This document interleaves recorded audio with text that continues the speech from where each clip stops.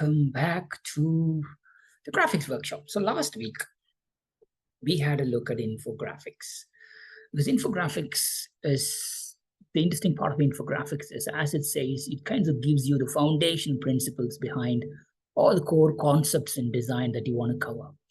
So we looked at what makes a good graphic, which is, is it accurate? Because at the end of the day, the biggest thing about any infographic is it will make it look very authentic and reliable and credible. So you could take any data which is half ready or half correct, and you can make it look good and make it present in a way. This is how it looks good. But that's not right. So your ideal principle is it needs to be accurate. Second, think whether it's useful, and the other part is meaningful. We looked at it as a Venn diagram. It's there in part one. Just have a look. Very first thing is you need to ask this question: what makes a good infographic? And is it useful? Is it accurate? And whatever I'm coming out with, is it going to be meaningful? Done. The next one is data literacy, because what we looked at is while you are going to do this particular thing, which is creating infographics, you also need to know that we all have our own strengths in data reading, which is like reading the graphs or anything that's been presented to us. Many will be very, very good in that. Some will be very good in working with data, but not necessarily know how to present the data. Or if they know how to work and present the data, they might miss out what they need to do to read the data. To understanding these three data literacy meant like even before you do, you just think, okay, what's the three things that they have to read from this? They have to get from this. Then, okay, let me go back and do it. Otherwise, you're going to come out with reams and reams of data that's not going to really help in reading. So think where your strength is, because in my case, I'm very bad in working with data. I used to be good, but I'm okay in presenting the data, and I'm very, very good in reading the data. So it's a balance. So what we did is, okay, there are a few things that even before you create an infographic, what are the different types of infographics that you can look into? Statistics, we looked into each of these things in detail with some samples. So whenever you're going to look into any infographic, I just want you to get into these three key parts. One is put that three-part test. Is it a good infographic? Accurate, meaningful, useful? Second, if you see that, obviously, you need to understand how good are you on reading this infographic. It could be, if it's very hard, then it could be it's not being presented properly, or the data is not clear. It could be, or it could be because you're not ready to read it properly. So think about that one.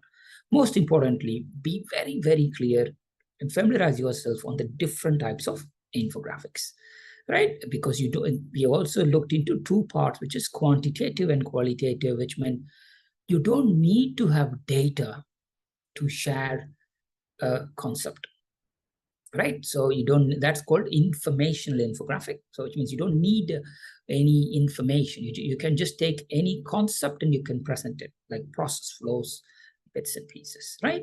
So timeline is there, geography is there, comparison we saw, and then hierarchical, which is more or less like your organization chart.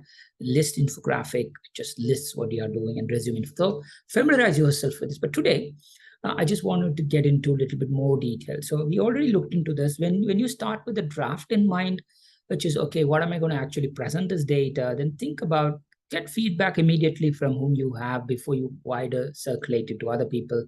Then you edit the infographic before it makes sense, but most of the time we don't do it, right? Because you need to test it. What's the whole point of doing this? So you already have the design principles with you, and we're just going to build from there. So data storytelling follows the same footstep of what we already have learned, but it's slightly different. So point 4 we already covered, right? Design principles, design elements, etc.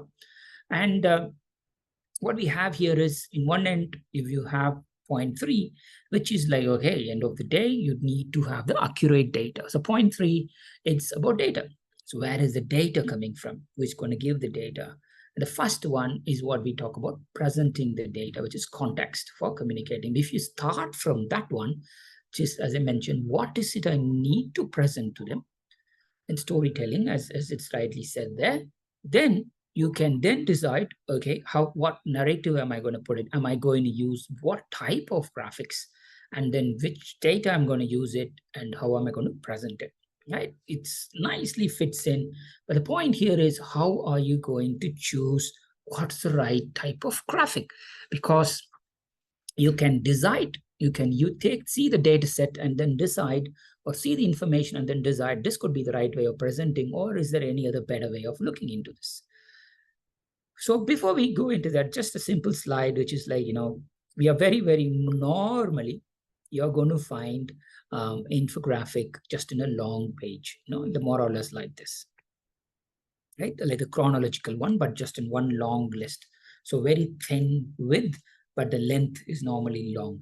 But you can always create different forms: stacked, comparison, chronological, or centralized. Centralized is more or less will be there with the images in. Design principles you already covered, but what we are going to do today is this. Okay, we are going to look into how we are going to use charts and maps, diagrams, and photos, icons. We will cover the next workshop. So with what we know now, let's start with this before we get deeper and understand what does this showcase is.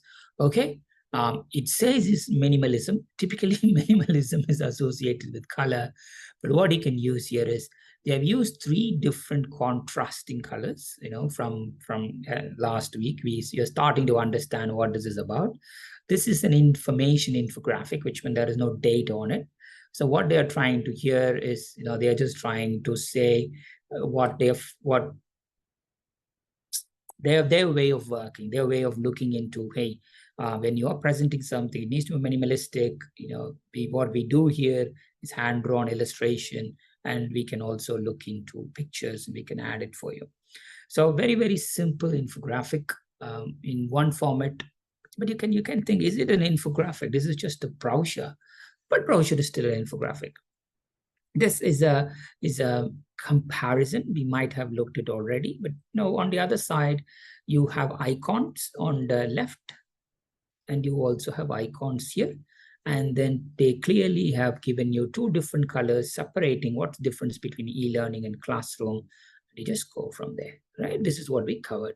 We also looked into this one, which is like, there are, when you're looking for maps, if maps, you're also giving for a timeline. This is how the growth of this particular company has happened over the years. So you can either start with the same color or a different color. So these were just some sort of theories, but let's now put everything into practice. The first thing is, okay, I am starting to do an infographic because obviously try to use Engage. Engage is very straightforward, and it has a lot of templates. Because it's low cost as well. It's free, and there is a little incremental thing that you can do. Most important thing is whether you have the data, whether you don't have the data, it will always give you a starting point. It will always give you a starting point. So Engage. So primarily photos. If you look into this, what you might have is, okay, I don't have this information, but I'm going to use an image and I'm going to talk through with this image. It could be your user, your end user, or it could be the person who is going to lead the program, or it could be anybody. Just ensure that it matches with this, and you just go. So in this case, you can clearly see here, most of the charities and stuff, they are starting to use this, right? What we have here is an image of a child, and it's a charity that says Care for Kids. This is what they are trying to do. See how cleverly they have used it. So it clearly tells you who the image is for. So when you're doing, any proposals going forward, try to see if you can, in the cover, if you can bring everything together, right? Or if you can't, the back cover, do something like this. Front cover, you could have some punchy images, relevant images. At the back cover, you can have something like this. So people, when they flip over, they already get this. So what you find here is a key message or a testimonial on the top. Then it tells you about the history of the organization. Then it also tells you about what they have done, their success. So an information infographic just talks about who they are in a nice format. One. This one you all are familiar. We already talked about it last week. But again, photos. So start with photos. That's my point. If you have photos, think about what you can use to repurpose photos, like how we saw in the previous example and how we are seeing now in organization structure. Rather than to say MD, managing director, chief executive officer here and there, just work through that. What we are going to look now is how are we going to pick up the right graphs for the right context, right? How to pick up the best charts. I came across this tool called ICOR, and I thought I'll share that. ICOR is, as it stands for, inform, which meant if you have just a single point, very important point, we are top 3 in the world. 10% of the population use our services. 1 million people we have served. I don't know. You can just, there is a single important message or a data point that doesn't require much of a context, but it just comes out pretty strongly. That's inform, which meant there are different types of charts that you can look into that. So what is that one thing? You need to start to think about it. Is there anything that you can say which is just a single point of image that comes to your mind within your proposal that meant you're going to use this sort of things? The second one is compare, which line chart, bar chart, you might be very, very familiar, or you could just say before and after graphs that you're doing, it's compare.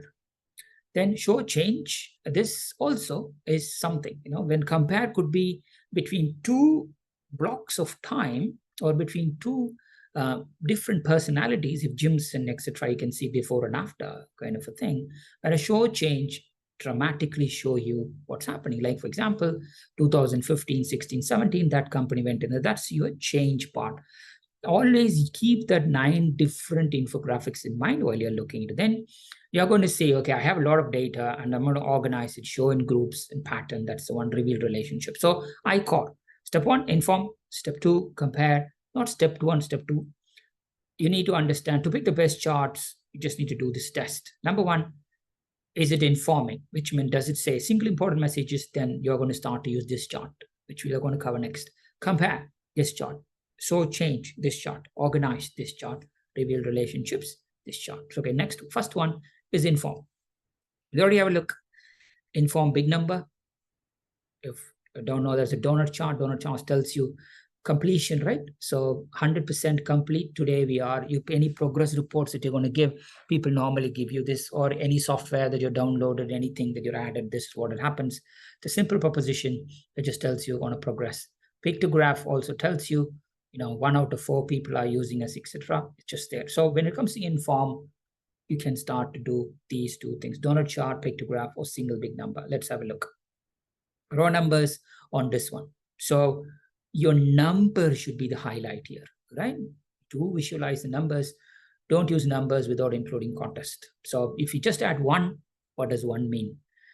So what it tells you is water consumption. 1 short shower takes 5 minutes, equals to 30 liters of water, which is 60 water bottles. So one of my very close friend, he runs a water recycling thing. He goes into different apartments. He sets up the instrument. What it meant is 60, 100 different apartments or flats in one place, 3 or 4 people living in a flat. They all take shower. Water gets recycled, comes back cleansed. They're just using it. You want to flush the toilets or to reuse the water.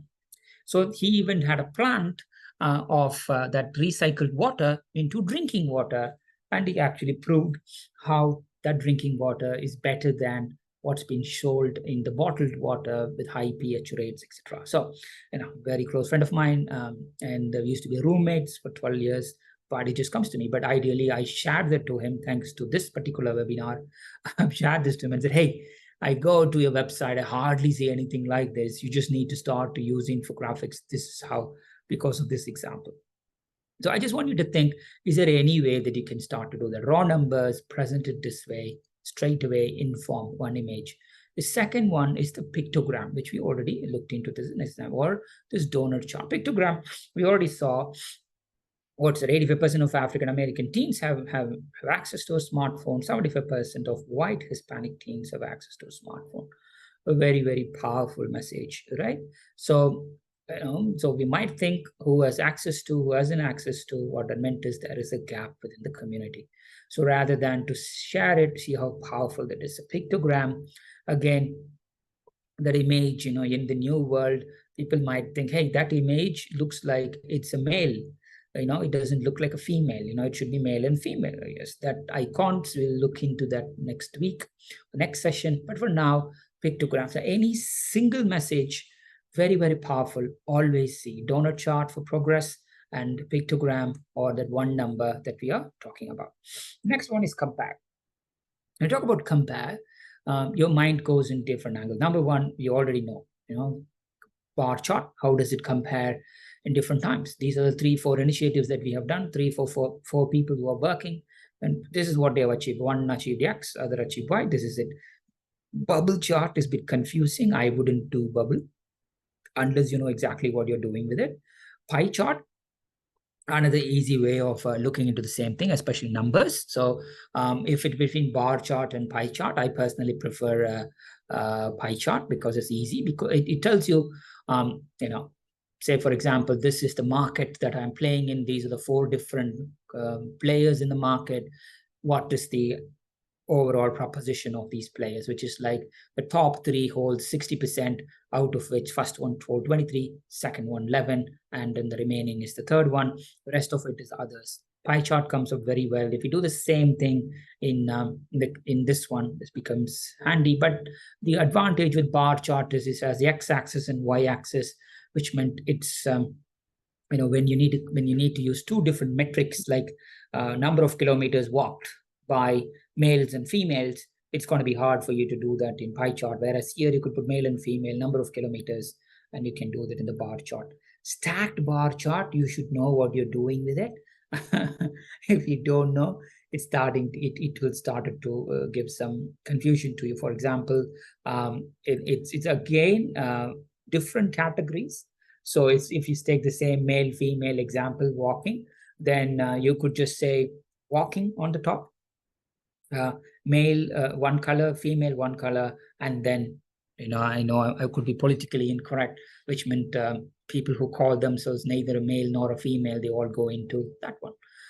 It just goes in the box. So the next one is walking, second one is running, third one is, you can say, any other activities, and you can start to go there. So bar chart on that perspective tells you 3-4 different activities and also 3-4 different stakeholders. Nice place to do that. So stacked bar chart. Bubble cloud.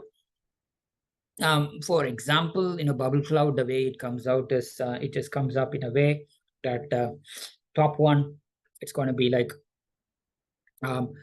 these are the 10, 15 different bids that I'm working on. And each of those bids, you can add the name of the clients, and you could add the value of the opportunity, and you could just say, hey, this is the bubble cloud, which meant this year we are working in the next 6 months, these 12, 15 different opportunities on varying sizes. It's a nice way to represent bubble cloud. But again, it should be very, very simple. Name plus the number. Ensure that the number and the bubble is relative to each other. Otherwise, it will look a bit weird.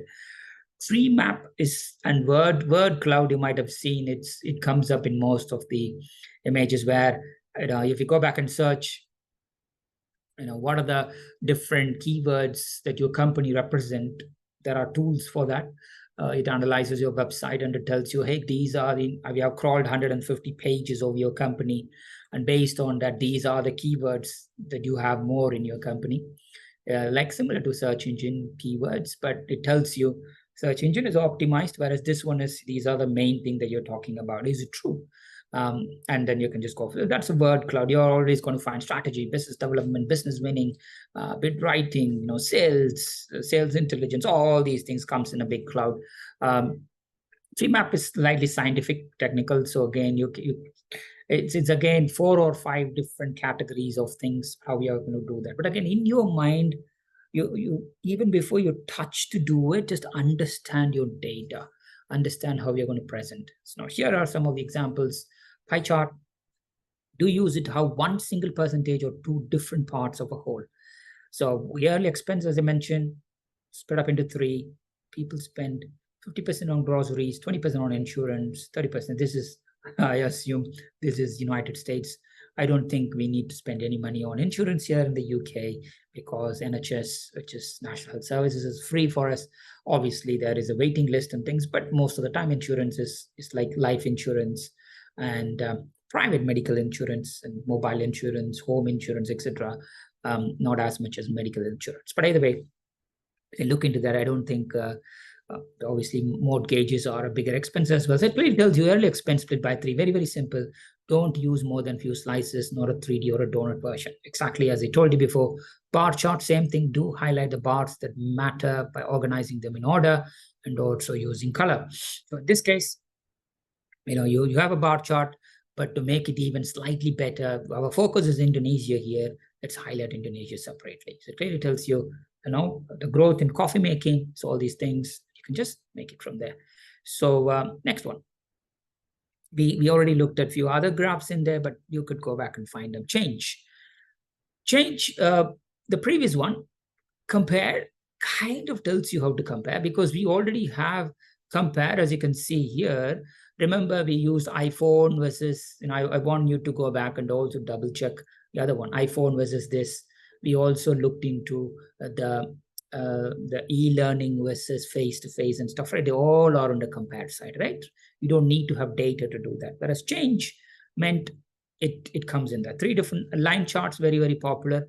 Area charts are popular, provided it talks about demographics. Timeline, we always use it.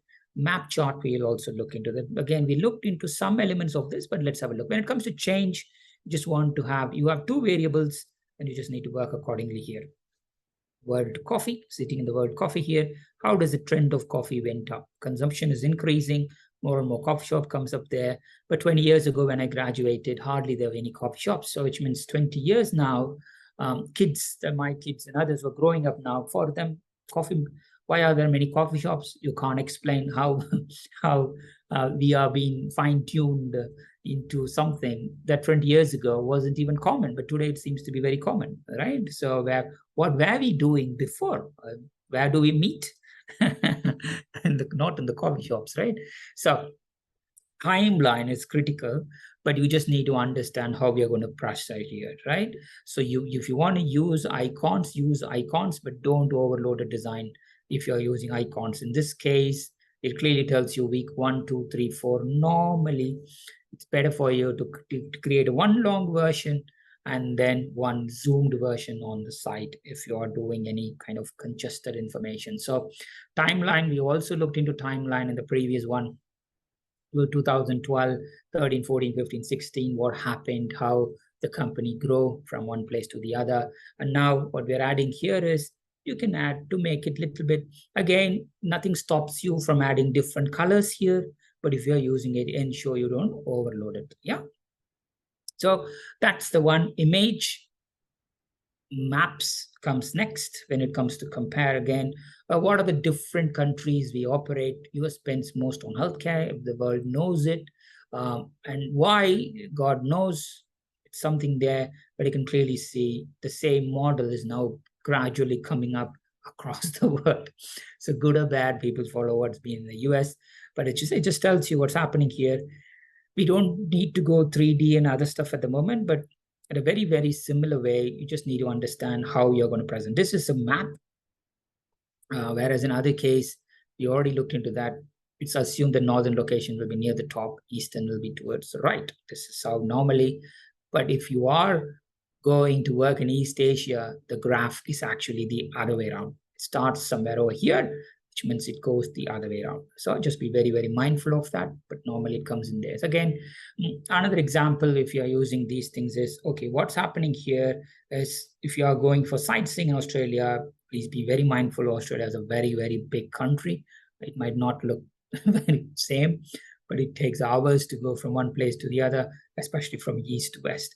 So in this case, if you're traveling for wildlife, these are some of the hotspots. You can clearly see they're given the maps. What's the need for them to have different colors here? One is on the dark, one is on the light green, then kind of in between, and you go from there. As you can clearly see, they haven't explained, but it could very well be, you could assume maybe it's more green on one side and it's okay green on the other side. Don't know, I'm just guessing here. But while you see, this is the thing. When I'm reading this, okay, it clearly tells me top wildlife sites, hotspots. I could have done 1, 2, 3, 4, 5, and I've listed it here. But what's the need for me to go back and create multi-green? It slightly creates confusion, right? But that's maybe there is a reason for that. But ensure if you're working on this, you just explain. So again, I know these are theory, but I just want you to start to step back even before you do, like how we do the rich picture, right? What data are we going to use? What data do I have? What could be the best format to do it? Okay, use the same thing in 2 or 3 different elements if you think the data could be presented in multi-formats, and then just see. So again, in this case, these are slightly more advanced, but if you want to play with to do more, as they have done here, use darker bold colors to indicate high numbers or 2 different colors to indicate highs and lows. We're not comparing numbers, use very different colors for each category. These are some of the building blocks. So you can see here, it at least makes sense here. Average price of regular gas by state as of US here. The price changes as you go from one place to the other, north and south, by different state, and it tells you where's the cheapest, where's the most expensive. So California looks like more expensive, and whereas on the northern part seems to be okay. So again, it tells me something. So it tells me different colors, so I can. But still, this is dense. But at least it tells me, okay, what's the overall percentage? Is there any need for me now to go back and have, if everything is about $2.50, then what's the need for me to go back and have 0, 1, 2, right? I could do something like 2 to 2.5, 2.5 to 3, and 3 to 3.5, just so that I could have an idea about, okay, these are the states that have the range in the same range. But obviously, every liter or every gallon of petrol is important. So you may be able to separate into 2.5 to 2.6, 2.6 to 2.7, etc. And then if you benchmark it, it might be a good feel. But in this case, yes, the color is okay. But overall, when I try to read it, it just tells me, hey, what's the point for me to have all these colors? Because it's the same. So now we have done 3 in our core. We have done a single number in form. Then we have also looked into change. Now you compare and change. Now we're looking to organizing. Organizing is you have similar stuff, or you have something that you want to group it or rank it, or you have to put it in a format. So we already looked into photos, how we can use photos in here for the flow charts. If you want to do it, Venn diagram, we already looked into the accurate, meaning, and also useful, and data literacy was also a Venn diagram, just tells you there.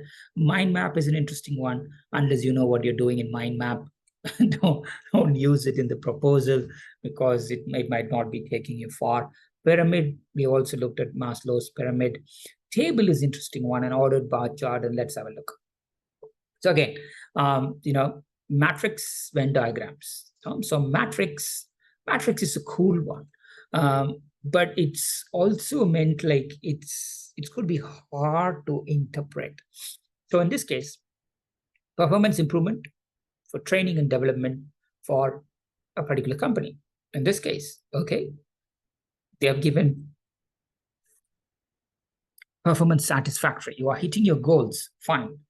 The green seems to be good, then performed well, okay? The blue is next. Low intervention, you successfully hit goals but do not perform practice well. High intervention, this is where we need to focus on. So at every level, they say monitor, monitor, monitor, monitor. So why do we even need to have the monitor, right? Because if you're going to monitor everybody, there's no need. You can simply put a star on the top and then say, monitoring varies depending on whether you are performing well or high intervention. High intervention meant more monitoring, low intervention, or if you already have done it, no intervention. Again, they already have given the pointers here, intervention, intervention, intervention, which meant why do we need to have the monitor condenses? But either way, it's a matrix. It tells you there are 4 different buckets, and the 4 different buckets of people, and this is it. But again, these guys, they could have used a different graph for this, right? They could have used a bar chart just to showcase the severity, because at this stage, I am not clear how many of the people are in each category. But maybe they are trying to say, hey, there are 4 different buckets, and and these are the people we need to focus on. So critical to success for current practice. Only God knows what they're trying to achieve here. But again, this is a bad example of a matrix, but it's important for you to learn how not to do as well. So DIB is big, as you know from the podcast that you do. I haven't heard the word belonging before. It's only when Dr. Terrell Strayhorn, he is the author of, as he told you, 200 articles on belonging and 12 books, an authority in diversity and belonging. He's the word, one of the icons in the word belonging. Focuses on students, university students, and ensuring that they get the right thing. When he used the word belonging, I didn't know, but when I saw this graphic, everything fell in place. So what it tells you is, yes, we all talk about diversity, equity, inclusion, DEI, but it needs to come in place as belonging. An organization that engages full potential of the individual where innovation thrives and views, beliefs, and values are integrated. So what you always find here is when it comes to diversity, you are going to find, okay, that role, there are a lot of white male there, and let's just add 2 females. Okay, then out of the 2 females, let's add 1 black, 1 white. Okay, there is no Hispanic, there is no people from brown, and let's have some brown male, female. The world operates weirdly, right? So on the other side, there are people with lots of talents who could be in the right places. But yes, we need to give opportunities to people to entice them. But today we live in a world where, okay, where is the LGBTQ representation? Where is this representation? It's a diversity. It comes in there. Equity constantly and recognizing, that's the hard part, equity, right? Where, yes, you give them the opportunity, but just before, it happens notoriously in many emerging economies where somebody from one of these diverse claims, they are given positions and then put a tick, hey, look, we have given positions to these 2 people. 3 out of our non-execs are actually from the black, white, Hispanic, black, female, Hispanic, brown community, tick. But is it equitable? That's the thing. Inclusion is, okay, what else? Thoughts, ideas, and perspective of individuals. So how are we going to do it? Again, it's a very personal topic, but it's there. But the Venn diagram beautifully represented. But again, the text that's been presented there, is there any way that they could present it here, which meant they could have it on the side or they could have it here, or that colors, they could have used it differently because it's all in black, right? So how to consider, that's there. So table is the next one. We are still in the next phase, which is here, and what we're looking here is table. You have a number that says, okay, how many people who get flu, how many people are diagnosed with COVID? 1 in 4, 1 in 14. So in the past, in the very first one, when we're looking in form, you are going to look at a single matrix. All these things are single matrix. But today, with table format, you're actually taking all the single stuff and you're grouping them into one. So do you use, if it makes sense for the audience, if they are data savvy or skeptical? All right, don't forget to use icons because that's where it gets doomed. Flow chart, okay, it's part of it. It shows you how different things work. But the challenge with flow charts is I've given 2 different diagrams here at the same thing. As you can see here, the circular diagram tells you 1, 2, 3, 4, 5, 6, 7. This is how it goes. And on the other side, you also have flow chart that tells you how one place goes from the other. Very, very simple. But is there any way that they could have used different colors to demonstrate, like how they have done it on the circular diagram here? Could they have done different boxes just so that the flow is slightly clear? It's something they could have tried. So therefore, flow charts. Again, what we have covered is part of organizing. So organizing, in your mind, start to think, okay, can I group them? Matrix, think twice before you use it. Venn diagrams, always good. Tables, we looked into that, and flow charts, and there are a few. Fishbone, this one I've seen before.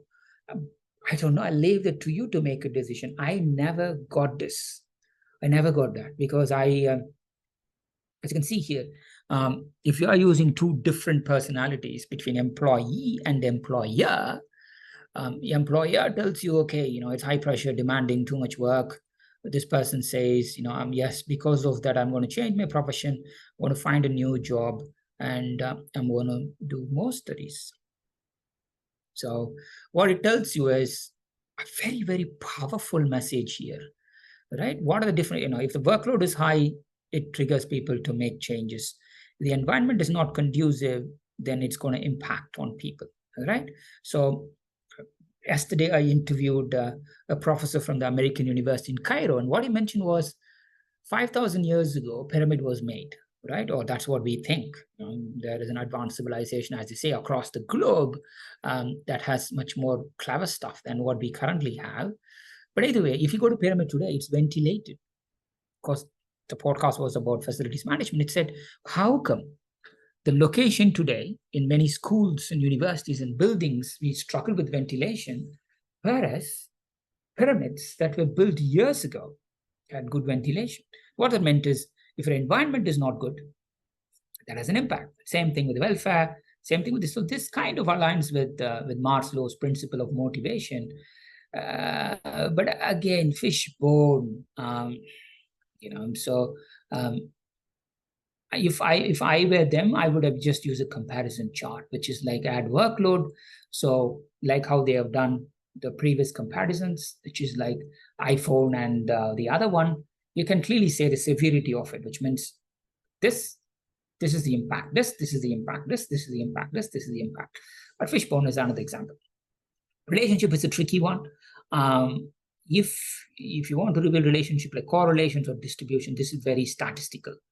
Very, very statistical. And I don't think in proposals we get into this level, but in the past I used to do hedge funds and tradings and stuff. This is big on that part, So we already looked into this diagram, but I thought I had this. Unless you know how to read it, it's going to be very, very challenging. It says type A, B, C, 3 different things. We know that these things, revenue by customers are there, and different pockets of customers generate different revenues. So obviously, while you can get reports to show you sales per customer, that's not always a relevant whole picture. You may find some cases revenues high, so are the cost. So what it tells you is it only compares between revenue and units sold. Fine. And it tells you 3 different types of customers. What the critique here is, what's the profitability out of it, which means is the high value or high revenue projects it also means our profit is high, or the low value or low volume projects, the profit is not high, the revenue might be low, but the profit is high. Right? Revenue might be low, the profit is high. At some point, there is a product life cycle for everything. At some point, that particular thing, what you develop will come down. So you need to create new products, but the new products might be, it has an onboarding period for you to be profitable. So how can you ensure that what's currently profitable still continues to get the new one? Again, when you are writing in a proposal, think about what are the current, when you're looking into relationships, think about what's going to continue and what you're going to keep, as it mentioned, and what's new, and see whether you could present it. But this is a tricky one, believe me, relationships. So part of this is also, this is complex, so bear with me. It's the circle map. So you already saw the circle. So primarily, different colors tells you this is it. But again, while it's great that they've used different colors, in a very basic example, if you use the design principle, the contrast is very bad here, where the background is light and they've used the font, which is also very light, right? They could have used, especially the red should be very red, and the blue, which is below on the bottom left, could very well be very dark, so the yellow is very bad. So again, it looks like a mobile buyer journey, but if I were them, I would have made it as a timeline. Just tells them, okay, first phase is discovery, and second phase is engagement, third phase is reward, fourth phase is conversion, and then you could just go with a different one. But anyway, it's a relationship. Decision tree very tough. Again, this is statistical one, splitting up into two parts. You know, if you are into Monte Carlo analysis and stuff, which tells you, okay, this particular project, if you're investing on this project, there are 3 different investments that we could put forward. In this case, it says, if you are investing on this, it's $120. The chances of us, provided there's a strong demand, it's going to make us to $200, but the probability is 65%. If it's a weak demand, it's 35, which means probability is 35%, which means you are going to make $95. So what it meant is, we are either going to make a negative margin of $30 or a high positive of $80. Whereas if you upgrade it, even with a weak demand, you're going to make a $10 profit, and with a strong demand, $70, and with economic value added, it's going to come to $49, which meant now, depending on your decision tree, you can now decide how risk aversive or how conservative you want to go. Let's upgrade it. It depends on the duration of the project, right? You can upgrade the plan. If so, how long does it last? Maybe 10, 15 years. Then what happens? You need to build a new plan. But by that time, the new plant might be even more expensive, right? So you just need to think about it. But again, when you are showing them, as you find it, the asymmetry or the imbalance, this is the right way to show them, right? Different options. You already saw that Maslow's matrix, something like that. But even before I wrap this up, I thought I'll add it. Being honest and clear is a very, very tricky subject. We can talk in length on that one, because accuracy, useful and meaningful is pretty much the same here, right?